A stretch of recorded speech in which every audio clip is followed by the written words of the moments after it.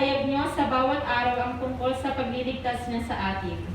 Ipahayag niyo ang kanyang kapangyarihan at kahangahangang mga gawa sa mga bansa na hindi kumikilala sa kanya. Dahil dakilang Panginoon at karapat-dapat papurihan. Dapat siyang katakutan ng higit kaysa sa lahat ng mga Diyos, dahil ang Diyos ng mga bansang hindi kumikilala sa kanya ay mga hindi tunay na Diyos. Ngunit ang Panginoon ang lumikha ng langit. Nasa kanya ang kalwalhatian at karangalan, at ganoon din ang kanyang luklukan.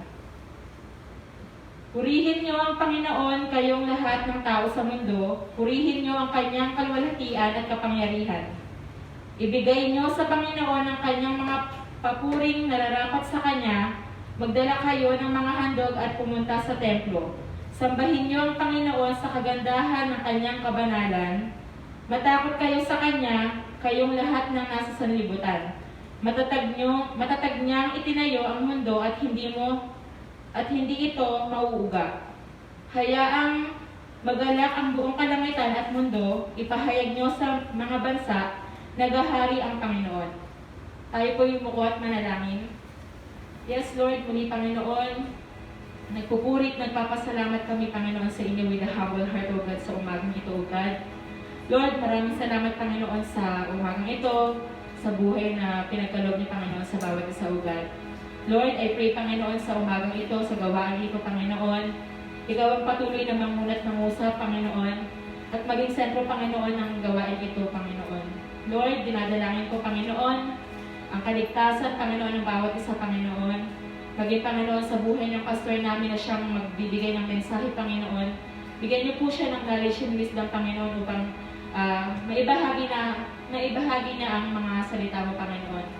Maging, Panginoon, sa mga tutugtog, Panginoon, sa umagang ito, patuloy kayong kumilos sa buhay niya, O God. Patuloy kayong magdakila, Panginoon, at papurihan, Panginoon. Ikaw ang Panginoon na Diyos, mabuhay, Panginoon. Dinadalangin ko rin, Panginoon, na ang mga kapatiran na wala rito, Panginoon, Ikaw ang siyang maghawi ng daraanan nila upang makarating sila ng safe sa panambahang ito, O God. Lord, maraming salamat, Panginoon, sa lahat. Pinupuri ka namin, O God. Pinapasalamatan. In Jesus' name we pray. Amen. Basahin po natin ang Apostles' Creed. I believe in God, the Father Almighty, maker of heaven and earth, and in Jesus Christ, His only Son, our Lord, who was conceived by the Holy Spirit, born of the Virgin Mary, suffered under Pontius Pilate, was crucified, dead, and buried. He descended into hell. The third day He rose again from the dead. He ascended into heaven and seated at the right hand of God the Father Almighty. From thence He shall come to judge the quick and the dead. I believe in the Holy Spirit, the Holy Universal Church, the communion of saints, the forgiveness of sins, the resurrection of the body, and the life everlasting. Amen.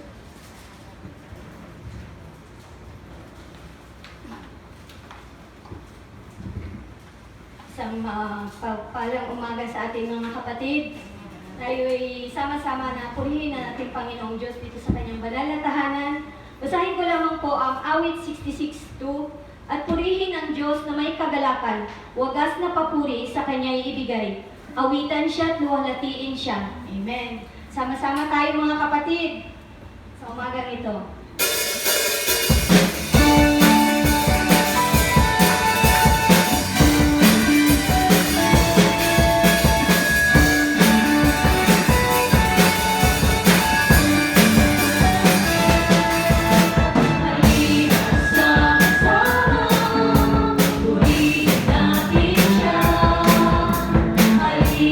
Sama-sama, awitan natin siya.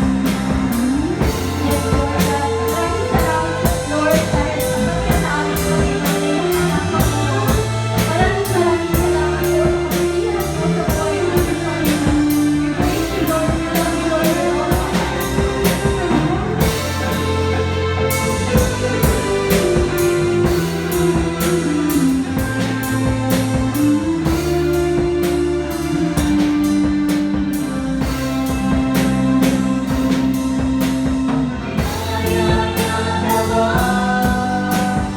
buhay ko'y sapat, hirap karapat-dapat, ako ay iligtas. Pangako niya'y nakita, di tulad ng iba. Ang Panginoon naman ay nagmamahal. Biyaya niya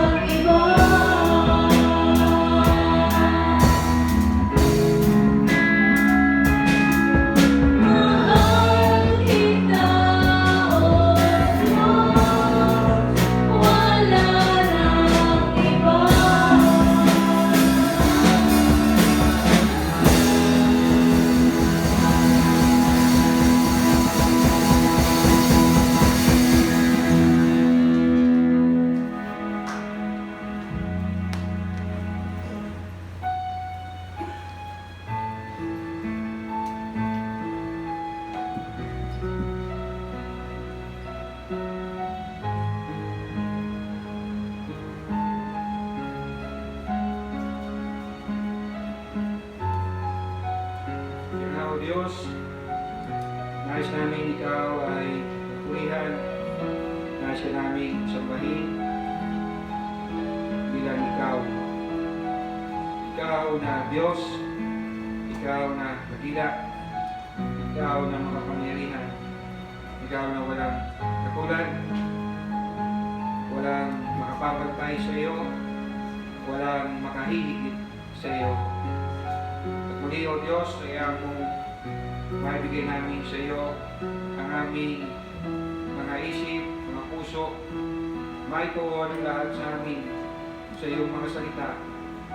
Dahil ibig namin Ikaw ay ibigin, higit kailanman.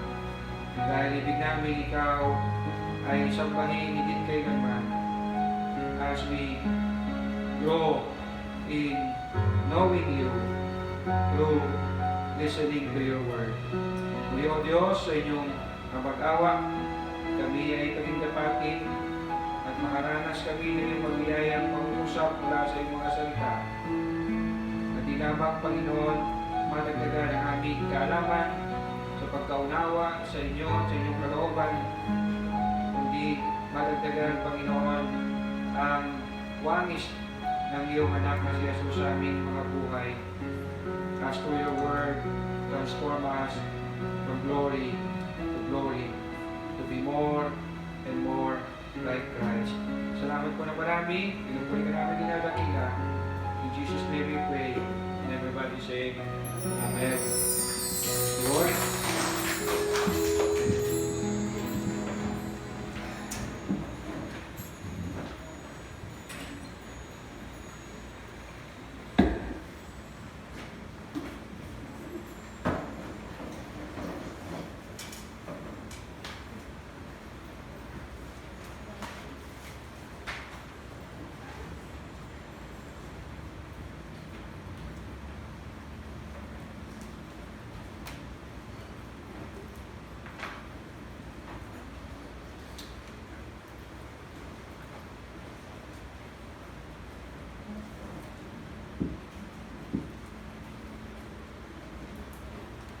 pray na Panginoon.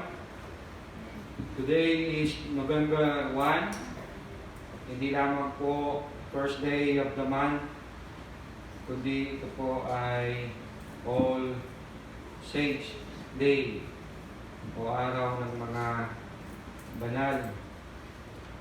For Roman Catholic, ito po ay pag-alala sa mga banal, no, canonized or dineklara ng Pope to be saints. And hindi lamang po ito pag-alala sa kanila para ma-inspire ang mga tao to remember yung mga ginawa ng mga santong ito, kundi ito rin ay araw para dumalangin sa kanila, idulog ang kanilang mga mahal sa buhay na nasa purgatory upang ito ay mai-transfer mula sa purgatory tungo sa langit. But of course, for us Bible believers, Christians, we don't believe in purgatory. We don't believe na kailangan natin ng mga santo para ipanalangin ang ating mga yumaong mahal sa buhay na kanilang kaluluwa ay maligtas at madala sa langit. Yes, maaari nating isipin, no, ang mga buhay ng mga dakilang mananampalataya, no? Not those, no, ang mga santong diniklara ng Papa, no, dahil I may not know most of them, para sa I know, no, sila ay naging Papa o naging santo, diniklara ng Santo Papa for one reason, no, hindi lamang sa kanilang pagkakawang gawa, hindi lamang sa kanilang humanitarian na action, no, pakikipagkapwa, kundi yung kanilang debosyon sa pananalangin ng rosary na may kinalaman din po, no, para isang kaluluwa na yumao na nasa purgatory ay mahango at madala sa langit ay ang pananalangin ng rosary. If we try, no, to examine yung mga diniklarang santo, no, ng Papa, ay if I'm not mistaken, no, all of them ay devoted, no, sa praying the Rosary. But to remember, mga mananampalataya, no, sa kanilang pananampalataya, sa kanilang labor, sa kanilang pagpapagal, no, to advance the gospel, katulad ng mga martyrs, no, mga namatay dahil sa pananampalataya, sa mga missionaries, no, na pumunta sa mga lugar na hindi naaabot ng Ebanghelyo, sa mga mangangaral ng salita ng Diyos, na nangaral ng may buong katapatan sa salita ng Diyos, we can think about them. Alam po natin ang Hebrews chapter 11, the heroes of faith. Para bagalang ito ay somewhat I can say na parang All Saints Day, because these people, no, na nabanggit sa Hebrews 11 are great men and women of faith na pinapaalala, no, sa mga mananampalataya na sinulatan, no, ng Hebrews, no, to be encouraged by their examples. So we can think, no, about great men of God, no? Salamat kay William Tyndale, nagkaroon tayo ng English Bible. Salamat, no, kay Padre Galiabe, no, na he was excommunicated, no, sa pagkapare dahil translate niya, no, ang Bible, no, into Pangasinense. Na during that time, no, ay isang, no, paglabag o isang magiging bulaan, no, na ikaw ay mag-translate ng Bible into a local language. O noon, ang Biblia, ang kinikilalang Biblia, no, ay in Hebrew, in Greek, no, sa original nilang lingwahe, and in Latin. Salamat sa maraming mga mananampalataya na because of them, no, ay nagkaroon po ng reformation sa maraming dako ng bansa. To mention some, no, ang isang kilalang reformer ay si Martin Luther. Hindi si Martin Luther King Jr., no? Si Martin Luther. At marami pang iba. Just very quick, no? We can think about saints, no? Saints, no, mga dakilang tao ng Biblia, no, at maging sa ating panahon, again, not, no, yung mga santong diniklaran ng Papa, kundi mga kapwa natin mananampalataya who labor faithfully, no, para sa pagpapalaganap na salita ng Diyos. To us be encouraged, to us to be inspired. Let me read, no, very quick lang, in chapter 11 ng Hebrews. Now, this is known as the heroes of faith, Hall of Famer ng pananampalataya. Let me read to you Hebrews chapter 11. Ang pananampalataya ay katiyakan ng mangyayari ang ating inaasahan at paninindigan tungkol sa mga bagay na hindi nakikita. Ginalugdan ng Diyos ang mga tao noong unang panahon dahil sa kanilang pananampalataya. Verse 3, dahil sa pananampalataya, naunawaan natin ang sanlibutan ay nilalang sa pamamagitan ng salita ng Diyos at ang mga bagay na nakikita ay ginawa mula sa mga hindi nakikita. Dahil sa pananampalataya sa Diyos, si Abel ay nag-alay ng mas mabuting handog kaysa sa inihandog ni Cain. Kaya naman si Abel hindi nilalang matuwid nang tanggapin ng Diyos ang kanyang handog. Kahit patay na, nagsasalita pa siya sa pamamagitan ng kanyang pananampalataya. Verse 5, dahil sa pananampalataya, si Enoch ay hindi nakaranas ng kamatayan. Hindi na siya nakita sapagkat kinuha siya ng Diyos. Sinabi sa kasulatan na si Enoch ay naging kalugod-lugod bago siya kinuha ng Diyos. Hindi maaaring kalugdan ng Diyos ang walang pananampalataya sa Kanya, sapagkat ang sino mang lumapit sa Diyos ay dapat sumampalatayang may Diyos at siya ang nagbibigay ng gantimpala sa mga humahanap sa Kanya. Verse 7, dahil sa pananampalataya, pinakinggan ni Noe ang babala ng Diyos tungkol sa mga bagay na mangyayari, ngunit hindi pa niya nakikita. Gumawa siya ng isang malaking barko upang siya at ang kanyang pamilya ay maligtas. Sa pamamagitan nito ay nahatulan ng sanlibutan, ngunit si Noe ay binilang na matuwid dahil sa kanyang pananampalataya sa Diyos.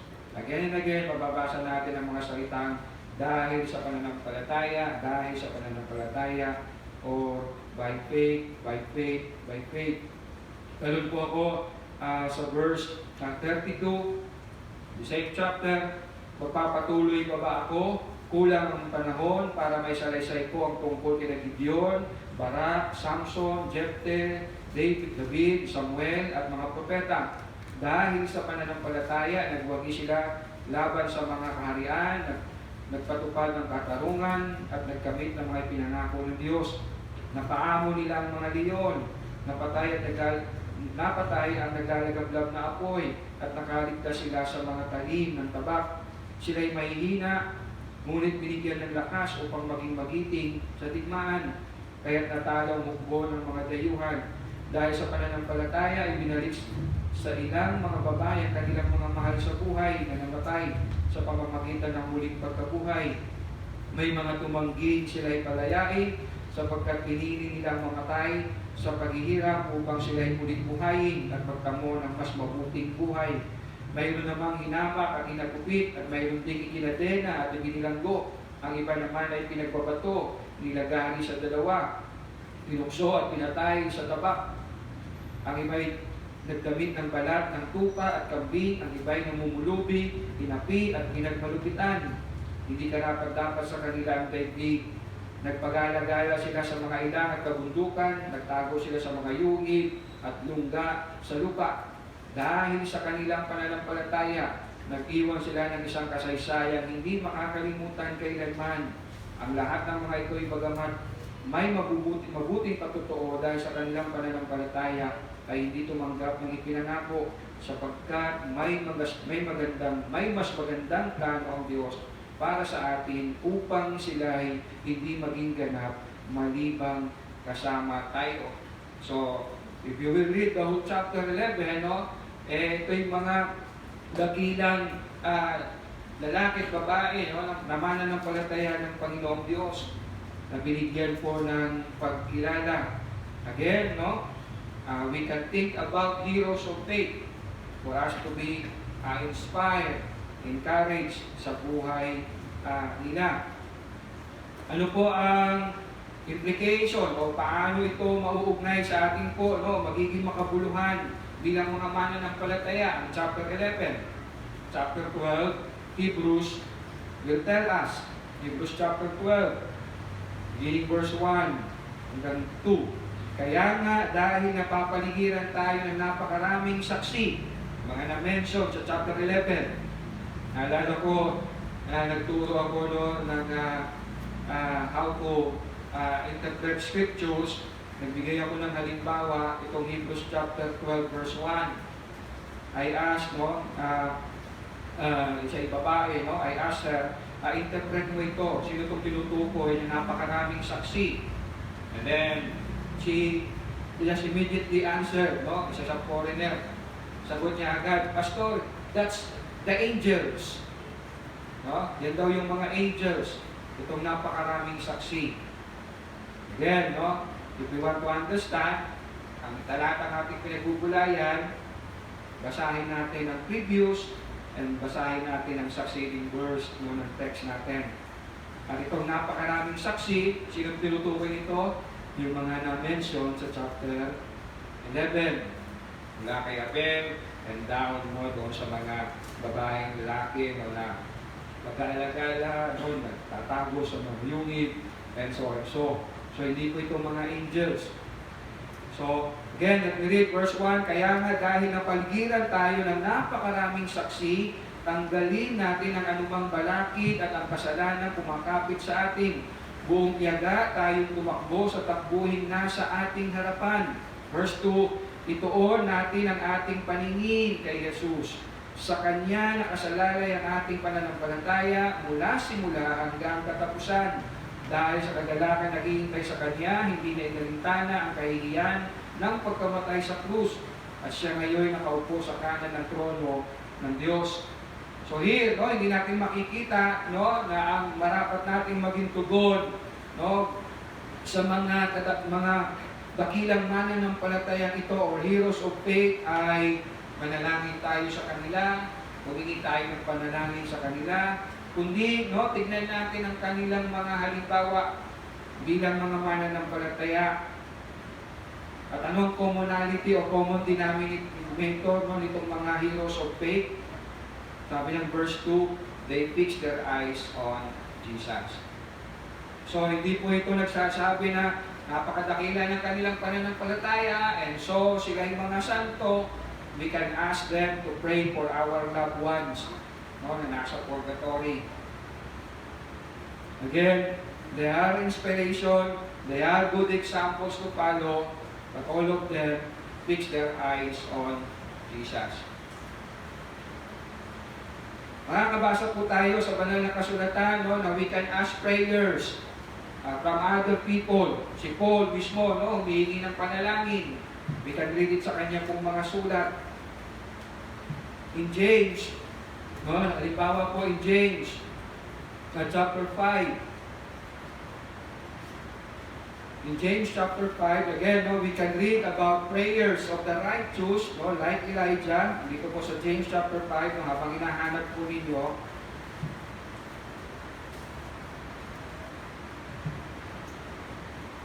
but we can observe, no, na itong mga talatang ito, again, no, hindi po nagsasabi na let us these righteous people, let us these holy people, no, to pray for our loved ones, no, para sila ay maligtas. Let me read James chapter 5, simula po verse 13. May paghihirap ba ang sino man sa inyo? Manalangin siya. Nagagalak ba ang sino man? Umawit siya ng papuri sa Diyos. May sakit ba ang sino man sa inyo? Ipatawag ninyo ang matatandang pinuno ng iglesia upang ipanalangin siya at pahiran ng langis sa pangalan ng Panginoon. Pagagalingin ng Diyos ang may sakit dahil sa panalangin may pananampalataya. Palalakasin siyang muli ng Panginoon. At kung siya'y nagkasala, patatawarin siya sa kanyang mga kasalanan. Kaya nga, ipagtapat ninyo sa inyong mga kapatid ang inyong mga kasalanan at ipanalangin ninyo ang isa't isa upang kayo'y gumaling. Malaki ang nagagawa ng panalangin ng matuwid. So ito po yung ground nila. No, tamang humingi ng panalangin ng mga santo dahil again, no, sabi nila from James chapter 5, malaki ang nagagawa ng panalangin ng taong matuwid. Verse 17, si Elias ay isang tao na tulad din natin. Nang mataimtim siyang nanalangin na huwag umulan, hindi nga umulan sa loob ng 3 taon at 6 na buwan. At nang siya'y nanalangin para umulan, bumagsak na ang ulan at namunga ang mga halaman. Question, where in this passage na nabinasa natin sa James chapter 5 na nagsasabi, manalangin kayo sa mga santo, manalangin kayo sa mga dakilang tao sa Biblia. Hilingin ninyo na ipanalangin nila o mamagitan sila sa Diyos para sa kaluluwa ng inyong yumaong mahal sa buhay. Where in this passage? I could not see it.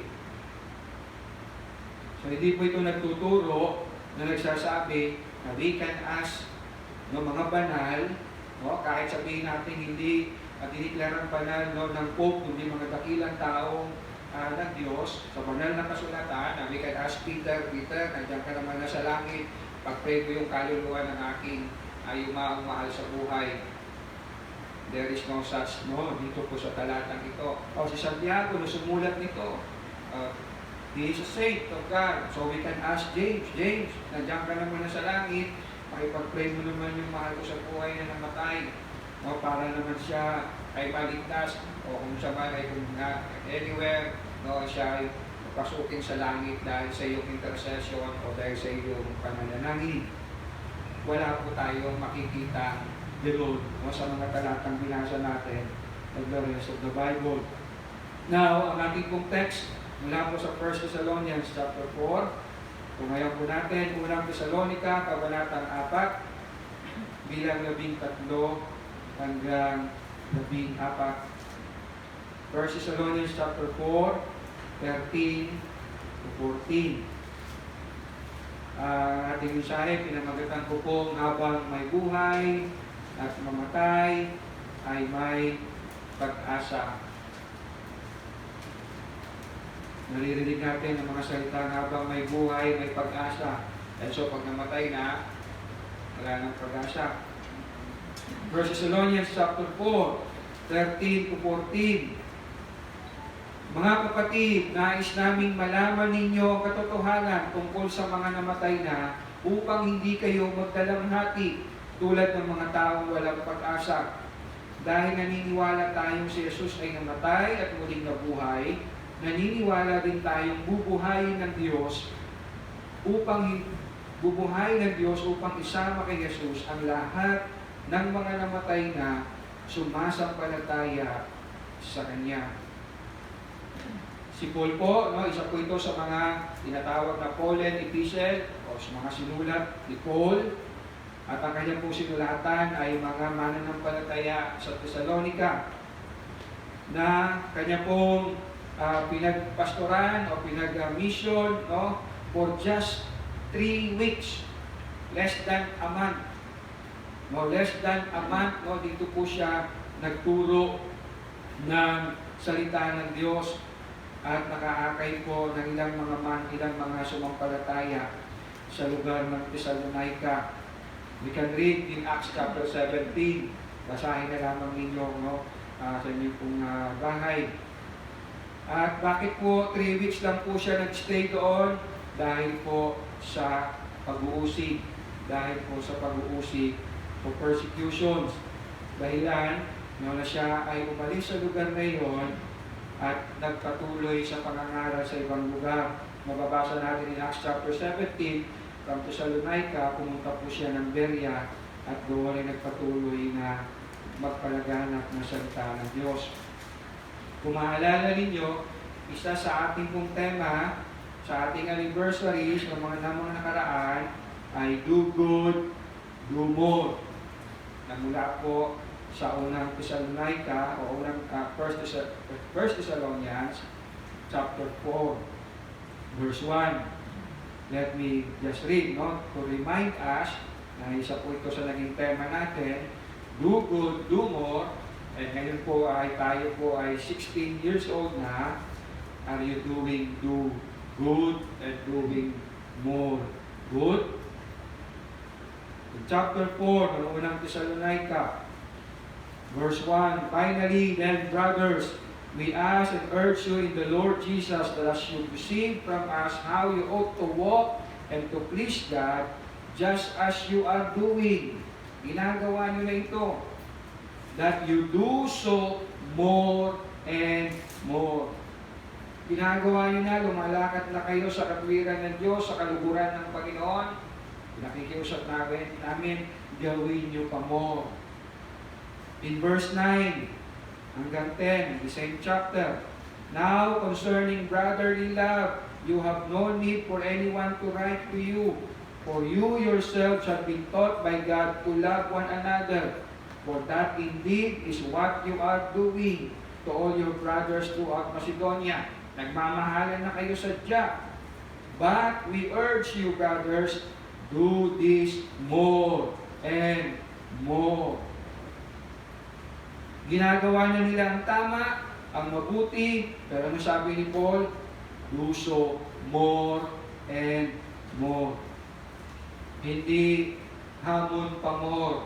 Sabi ni Tulfo kay Michelle. Kundi do more and more. So, you ask yourself, bilang mananampalataya ng Panginoon, ako ba ay all the more and more and more doing ang kalooban ng Diyos? Or I am fading? Pasuksay ang aking passion, ang aking love, ang aking desire na gawin ang kalooban ng Diyos? Or I am growing and growing and growing. All the more I want to please God more and more, to obey God more and more. Kasi hindi ka pa perfect. Kaya siya, amen? Pero, ang nagmamature na believer ay he or she keep desiring to grow more and more and more. Again, hindi hamon pa more. Ang mga mananampalataya sa Thessalonica na dumanas ng pag-uusig, napapaligiran po sila ng mga immoral, no? Ang adulterous doon, no? O mga pangangalunya is very rampant sa lugar na yon because they worship gods. Ang idolatrous, no, very rampant, pagsamba sa mga Diyos-Diyosan, pero sa kabila nito, sila ay nag-e-excel sa kanilang pananampalataya.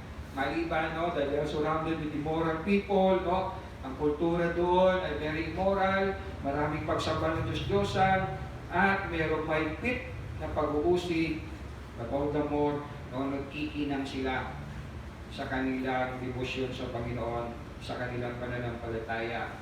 Now remember, sabi po sa naging tema natin sa ating pong anniversary, let your light shine.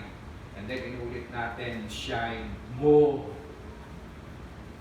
Ang bituin, sabi nga po, kapag gabi, lalo natin nakikita ang ganda ng kinang niya, no, kapag madilim ang kalawakan.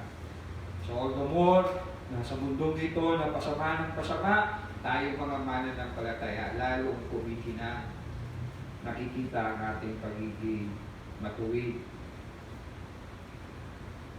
Let me read, isa na lang po, and then pupunta tayo sa text natin. Sa chapter 1, verse 3, makikita natin itong mga mananampalatayang ito sa Thessalonica. Chapter 1, verse 3, inaalala namin sa harapan ng ating Diyos at Ama ang inyong gawa dahil sa inyong pananampalataya. Faith without action is dead. Ano siya, amen? So dahil sa inyong pananamgawa, dahil sa inyong pananampalataya, ang inyong pagpapagal, dahil sa inyong pag-ibig, nagpapagal sila, no, sa kanilang pananampalataya dahil sa pag-ibig sa Diyos. At ang inyong pagtitiis dahil sa inyong pag-asa sa ating Panginoong Kristo. Nagtitiis sila ng hirap, nagtitiis sila ng pag-uusig dahil sa pag-asa nila sa Panginoong Kristo. Ito po ang pananampalataya o buhay pananampalataya ng mga mananampalataya sa Thessalonica. Now, look at our text. Sabi ng verse 13, again, verse 13, mga kapatid, nais naming malaman ninyo ang katotohanan tungkol sa mga namatay na upang hindi kayo magdalamhati tulad ng mga taong walang pag-asa. Probably, ang mga namatay na ito ng mga mananampalataya ay namatay dulot ng pag-uusig o persecution dahil matindi ang persecution sa mga mananampalataya sa Thessalonica. So, Paul is encouraging, no, yung mga mananampalataya na yumao ang kanilang mga mahal sa buhay na mga mananampalataya dahil sa persecutions. Again, no, we can imagine kung gaano kasibir ang persecution sa Thessalonica na si Paul himself in Acts chapter 17, mababasa natin, just 3 weeks lang siya nag-minister o nangaral sa Thessalonica at umalis na siya agad sa lugar na iyon dahil sa pag-uusig. So you can imagine kung gaano katindi ang pag-uusig na naranasan ng mga mananampalataya sa lugar ng Thessalonica. Let me read, no, chapter 1, verse 6. Sinundan ninyo ang aming halimbawa. Lahat ito ay mula po sa 1 Thessalonica. 1 Thessalonians. Chapter 1, verse 6. Sinundan ninyo ang aming halimbawa at mga halimbawa ng Panginoon. Kahit dumanas kayo ng napakaraming paghihirap, tinanggap ninyo ang salita ng Diyos na may kagalakan mula sa Espiritu Santo. Okay, so itong mga mananampalataya sa Thessalonica, they were experiencing persecutions. Kaya maaari itong mga tinutukoy ni Pablo na mga namatay na mananampalataya ay namatay dahil sa persecution. Again, no, we can imagine kung gaano katindi ang persecution dito na si Paul, no, nangaral dito sa lugar na ito, 3 linggo lang. pumalis na din agad.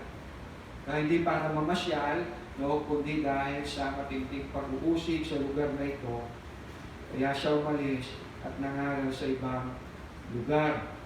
You may ask, Pastor, bakit niya iniwan ng mga mananampalataya sa Thessalonica? Bakit siya tumakas? No, dahil sa inuusig siya. Di ba dapat, sige, hanapin mo yung pag-uusig mo. Kung mamamatay ka dahil sa pag-uusig, so mamatay ka sa pag-uusig. No? Can we say na, siguro takot si Paul mamatay. No, hindi po. Ang Diyos po ay may tinakdang panahon kung kailan ka at kung paano ka mamamatay. Can you say amen? So si Paul po hindi po tumakbo, no, dahil po natatakot siya sa persecutions. Dahil po sa pagkatawag sa kanya ng Panginoon na ipalaganap ang mabuting balita sa mga hintil sa iba't ibang lugar. Hindi po niya tinakbuhan ang kanya pong mga mag-uusig dahil po sa takot niya mamatay. Ay mababasa natin sa 2 Timothy chapter 4, 2 Timothy chapter 4, verse 6 to 8. No? So minsan kasi may mga Kristiyano, dapat hindi siya umalis doon. No? Dapat harapin niya, pugutan siya ng ulo. Hindi mapugutan siya ng ulo. No? Siguro, naduwag. Siguro, hindi talaga siya mananampalataya dahil takot siya eh. Pero look at 2 Timothy chapter 4, verse 6 and following. Sapagkat dumating na ang panahon ng pagpanaw ko sa buhay na ito, ako'y mistulang isang handog na ibinubuhos sa dambana. As we know, no, si Paul po ay hindi po namatay sa karamdaman, kundi he was crucified upside down. Beheaded. Si Peter pala yung upside down. No, sa kamay, no, ni Emperor Nero. Verse 7, pinagbuti ko ang aking pakikipaglaban, natapos ko na ang dapat kong takbuhin, at nanatili akong tapat sa pananampalataya. Kaya naghihintay sa akin ang koronang gantimpala para sa mga namuhay ayon sa kalooban ng Diyos. Sa araw na iyon, ang Panginoon na siyang makataruang hukom ang siyang magpuputong sa akin ng korona, hindi lamang sa akin kundi sa lahat na nananabik sa kanyang pagbabalik. Hindi siya natatakot mamatay. It was not his time yet para mamatay. Remember si Jesus, ilang beses po siya pinagbantaang patayin, pero hindi sila nagsasucceed. Sa Gospel of John, makikita natin, because his time has not yet come. Ay hindi siya sa ganung oras mamamatay, sa ganung panahon mamamatay, sa ganung paraan mamamatay, by stoning to death, kundi siya mamamatay sa krus ng Kalbaryo. So this is not, no, pagpapakita ng kaduwagan o pagkatakot mamatay, no, sapagkat si Paul ay namatay sa pananampalataya sa Panginoon. Again, going back sa ating text, mga kapatid, nais naming malaman ninyong katotohanan tungkol sa mga namatay na upang hindi kayo magdalamhati tulad ng mga taong walang pag-asa. Hindi sinabi ni Paul diyan na huwag kayong magdalamhati. Ang sinabi, huwag kayong magdalamhati tulad ng mga taong walang pag-asa. No? Maraming sa Facebook, maraming dagdag bawas eh. Do not love money. Money is the root of all evil. No? Tinanggal yung love of money is the root of all evil. So again, no, hindi niya sinabi ni Paul na huwag kayong magdalamhati. Kundi ang sabi niya, huwag kayong magdalamhati tulad ng mga taong walang pag-asa. Remember ang Panginoong Jesus, no, sa aking pong video at hapon po sa burol ng nanay ni Jemai, we talk about Jesus wept. Tumangis si Jesus sa pagkamatay ng kanyang kaibigan na si Lazarus. It's not un-Christian to grieve para sa yumaong mahal sa buhay. Hindi kawalan ng pananampalataya ang pagtangis, no, ng isang taong mananampalataya, no, pagkatangis niya dahil namatay ang kanyang mahal sa buhay. It's not, and say amen? Okay lang umiyak mo sa mahal mo sa buhay na yumao. No, Huwag mo sabihin sa kanya, "Ay, Christian ka pa naman, iniiyakan mo yung namatay mong mahal sa buhay." Susumpalin kita. Yan, sabi ni Paul, huwag kayong magdalamhati, no, hindi natatapos doon, huwag kayong magdalamhati tulad ng mga taong wala pag-asa. Hindi sinabi huwag kayong magdalamhati sa kamatayan ng inyong mga mahal sa buhay. Be careful, believer, no, na huwag kang maging insensitive sa piling ng kapatiran nagdadalamhati dulot ng pagkawala o pagkamatay ng mahal niya sa buhay. Sabi ng Bible, Romans 12:15, Roma 12:15, makigalak kayo sa mga nagagalak at makitangis sa mga tumatangis.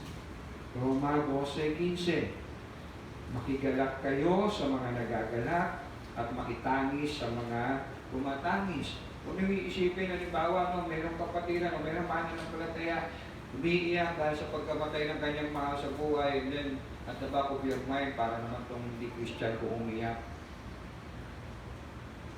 You can grieve for your dead, for your loved ones. Huwag ka lang umiyak na parang, no? O parang ikaw pa yung, no? Minsan may mga iba naman, kung umiyak na, para sila yung namatayan. Oo, naman yun. O yan, namatayan, gusto, sama mo na ako, sama mo na ako. Pag tinulak mo naman, ayaw. No?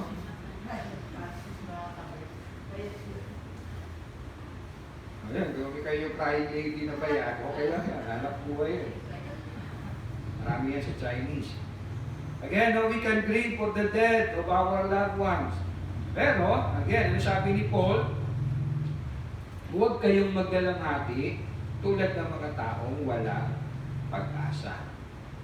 So, pwede tayong magdalamhati over the death of our loved ones, pero huwag tayong magdalamhati tulad ng mga taong walang pag-asa. Ano ang pag-asa na meron ng mga mananampalataya? Verse 14. Again, 1 Thessalonians chapter 4, verse 14. Dahil naniniwala tayong si Jesus ay namatay at muling nabuhay, naniniwala din tayong bubuhayin ng Diyos upang isama kay Jesus ang lahat ng mga namatay na sumasampalataya sa Kanya. So ito po yung blue puntos, no? Yes, we can grieve for our loved ones, pero huwag tayong tumakis na parang katulad ng mga taong walang pag-asa sa Panginoong Jesus. Walang pag-asa sa buhay na walang hanggan. Walang pag-asa sa muling pagkabuhay. Again, crystal clear, ang pag-asa ng mananampalataya sa kaligtasan ay nasa Panginoong Jesus. Hindi sa ano paman, hindi kanino paman, kundi sa Panginoong Jesus lamang. No need of intercession ni ganito. No need of prayers for the dead. No need of doing this and that para tanggapin ang ating yumaong mahal sa buhay sa langit. Maliban ang yumaong nating mahal sa buhay sumasampalataya kay Jesus, bago siya yumao, wala siyang kaligtasan. Minsan may mga professing believer, no, will ask their pastor, "Pastor, pag-pray mo naman yung nanay ko o tatay ko o kuya ko." At yung kanyang hinihiling ay pag-pray, ay patay na. Why?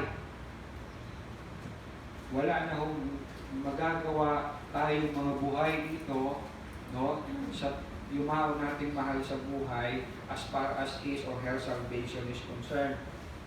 Maliban siya ay sumampalataya sa Panginoon bago siya mamatay, whether we like it or not, we cannot mahagok siya kahit tawagin natin ang lahat ng santo, kahit magpamisa tayo ng maraming beses para lilipat siya sa langit kung siya'y namatay na hindi mananampalataya. So here, very clear, no, wala nang prayer intercession. Ibig sabihin ng intercession, no, you are praying in behalf of the person. Halimbawa, Pastor, pag-pray mo naman ako, so I am interceding for you. Ikaw nabuhay. Pero kung you ask me na pag-pray ko yung kapatid mo, kamag-anak mo, asan siya? Patay na po, isang taon ka. Ngunit, the very day, no, di ba, sabi ng Hebrews, it is appointed for man to die once after this judge. Okay. Paghuhukom. Again, basta siya'y namatay na mananampalataya ng Panginoon, so then, may pag-asa siya ng buhay na walang hanggan. Pero kung siya ay namatay na hindi sumasampalataya sa Panginoon, tiyak din na wala siyang buhay na walang hanggan. Kung paano tiyak, no, sa isang taong sumasampalataya sa Panginoon na namatay na may buhay na walang hanggan, tiyak din naman na walang buhay na walang hanggan ang taong namatay na hindi sumasampalataya. Tiyak ang pag-asa na lahat ng sumasampalataya sa Panginoong Yesus sa buhay na walang hanggan. Kaya sabi ni Paul sa mga mananampalataya sa Thessalonica, huwag kayong tumangis katulad ng mga taong walang pag-asa. Romans chapter 8, si Paul din ang sumulat. Romans 8, beginning verse 24 to 25. Roma 8, 24, 25. Naligtas tayo dahil sa pag-asang ito. Ngunit hindi iyon matatawag na pag-asa kung nakikita na natin ang ating inaasahan. Sapagkat sinong tao ang aasa pa kung ito'y nakikita na niya. Ngunit kung umaasa tayo sa hindi natin nakikita, hinihintay natin iyon ng buong tiyaga. So what was Paul saying, no? May pag-asa tayo kay Kristo, hindi pa dumadating ang kaganapan ng pag-asa na yon, ng buhay na walang hanggan, naghihintay tayo ng buong tiyaga. Naghihintay tayo sa kaganapan ng pag-asang ito.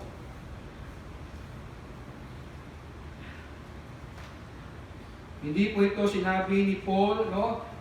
At pwede natin gamitin para i-comfort lang yung tao na nawala ng mahal sa buhay. Dahil no matter how, no, gaano man natin isipin, naisin, no, na i-comfort ang mahal, ang kapwa natin, no, o kapatiran natin, o mahal natin sa buhay, sa pagkamatay ng kanyang mahal sa buhay, hindi po yung magliligtas sa namatay. Can you say amen? No, no matter how we try na to comfort, no, nasa piling na siya ni Lord, no, mas maganda na ang kalagayan niya kaysa ngayon. Kung hindi siya sumampalataya kay Jesus, hindi maganda ang kanyang kalalagyan. But ang mga sumampalataya sa Panginoon, bago sila namatay, tiyak ang pag-asa nila. Kaya sabi ni Paul, huwag tayong tumagis katulad ng mga tao, walang pag-asa. Again, no matter how we try to comfort ang namatayan, it is her, no, or his, yung namatay. Faith in the Lord ang nagbibigay sa kanya ng tiyak na kaligtasan. Tingnan niyo si Paul in Romans chapter 9. Romans chapter 9. Kung gaano niya ninanais ang kanyang mga kababayan maligtas. In Romans 9, let me read verse 1 and verse 2. Roma, Siyam, 1 hanggang 2, hanggang 3. Sa ngalan ni Kristo, kayo nagsasabi ng totoo, hindi ako nagsisinungaling. Ang aking budhi ay nagpapatunay na totoo ang sinasabi ko at saksi ko ang Espiritu Santo. Matindi ang aking kalungkutan at hindi mapawi ang pagdaramdam ng aking puso dahil sa mga kalahi kong Hudyo. Mas mamatamisin ko pang ako'y sumpain at mapahiwalay kay Kristo kung ito'y kabubuti nila. Tingnan niyo yung intensyon ni Paul. No? Di bali na akong mapahamak, hindi maligtas na ang aking mga kababayan. Pero alam ni Paul na kahit gaano man ang kanyang intensyon na maligtas ang kanyang mga kababayan, it's not his intention who will save them, kundi ang pananampalataya nila sa Panginoong Yesus. Yan po sabi niya sa chapter 10. Chapter 10, Roma pa rin, beginning verse 1. Mga kapatid, ang pinakananais ng puso ko at dinadalangin ko sa Diyos ay ang maligtas ang Israel, sapagkat saksi ako na sila'y masigasig na maging kalugod-lugod sa Diyos, hindi nga lamang batay sa tamang kaalaman. I used to hear this na sa mga pastor who say, sincere but sincerely wrong. Dahil hindi nila kinilala ang pamamaraan ng Diyos upang gawing matuwid ang tao at nagsikap silang gumawa ng sarili nilang pamamaraan. Hindi sila nagpasakop sa pamamaraang itinakda ng Diyos. Verse 4, sapagkat si Kristo ang kaganapan ng kautusan upang ituring na matuwid ng Diyos ang sino mang sumasampalataya sa Kanya. So si Paul, na nagsabi sa Romans chapter 9, mapahamak na ako, maligtas lang sila. Siya rin nagsabi sa verse 10, kahit anong gawin namin, kung hindi paraan ng Diyos, hindi kami maliligtas. Dahil ang paraan ng Diyos sa pagliligtas ay pananampalataya sa Panginoong Jesus. Again, no matter how we try to comfort mga kapwa natin, mga mahal natin sa buhay, sa pagkawalay ng kanyang mahal sa buhay, kung yung namatay ay hindi mananampalataya ng Panginoon, very sad, he or she will perish in hell. So ang tanong, may ganito ka ba pag-asa? Paano mo nasabi? Palagay mo lang ba? Feeling mo lang ba? Paano? It should be through faith alone. Through faith alone in Christ Jesus. Kay Jesus lang. Sabi nga po, by grace alone, through faith alone, in Christ alone. Let me repeat again. Repeat na, again pa. By grace alone, so it's a gift from God. Through faith alone, we receive by faith in Christ alone. Hindi na natin kailangan ng mga intercessor, hindi natin kailangan ng mga sino bang tatawagan natin para magpalakas sa langit at yung mahal natin sa buhay ay maligtas o tayo ay maligtas. It's all by grace, all by faith, all in Christ. How you will know na may ganito kang pag-asa? Again, we read kanina in Romans chapter 8, and let me read it again. Romans 8, last two verses na babasahin ko, and I will end. Romans 8, we read kanina, verse 24 to 25, naligtas tayo dahil sa pag-asang ito, ngunit hindi iyon matatawag na pag-asa kung nakikita na natin ang ating inaasahan. Sapagkat sinong tao ang aasa pa kung ito'y nakikita na niya? Ngunit kung umaasa tayo sa hindi natin nakikita, hinihintay natin iyon ng buong tiyaga. So talagang tayo ay may pag-asa kay Jesus, naghihintay tayo ng buong tiyaga. Si Apostle John makes it more clear. Sa 1 John chapter 3. 1 John chapter 3. So how you will know na ako ay may pag-asa sa Panginoon? 1 John chapter 3, verses 1 to 3. Tignan ninyo kung gaano kalaki ang pag-ibig sa atin ng Ama. Tinawag tayong mga anak ng Diyos at iyon nga ang totoo. Ang dahilan kung bakit hindi tayo nakikilala ng mga makasalibutan ay hindi nila kinikilala ang Diyos. Mga minamahal, mga anak na tayo ng Diyos ngayon, ngunit hindi pa nahahayag ang magiging kalagayan natin. Ngunit alam natin sa pagdating ni Kristo, tayo'y magiging katulad niya sapagkat makikita natin kung sino talaga siya. Verse 3, kaya ang sino mang may ganitong pag-asa, kanino?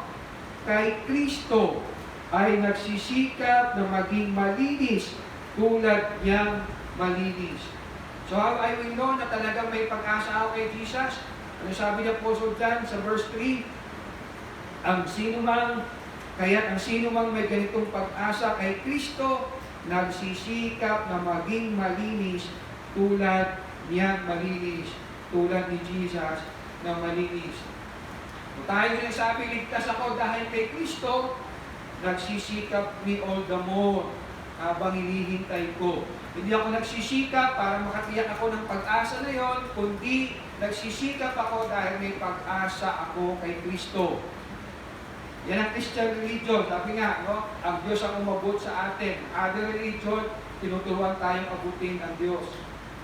So tayo'y nagsisikap na mamuhay sa kabanalan, maging malinis tulad ni Jesus kasi meron tayong tiyak na pag-asa kay Kristo. So you ask yourself, no, you can just say na, I believe in the Lord, I am saved. No, remember sabi ni Paul, examine yourself. You will know, sabi ni Jesus, you will know them by their fruit. Ang may pag-asa kay Kristo, hindi nagpapatuloy sa buhay sa mundong ito ng mga mundo pamumuhay, ng mga laman na pamumuhay, kundi siya'y patuloy na nagsisikap na maging malinis, matuwid sa harapan ng Diyos. Not to ensure His salvation, kundi dahil sure ako sa salvation ko, so I will live all the more to please God as I wait ang kaganapan ng aking kaligtasan. Walang tunay na may pag-asa kay Kristo ang hindi naghihintay sa pag-asa ito na habang naghihintay siya ay nagsisikap siyang maging malinis tulad ng Panginoong Hesus na malinis. Ayan, tayo yung manalangin.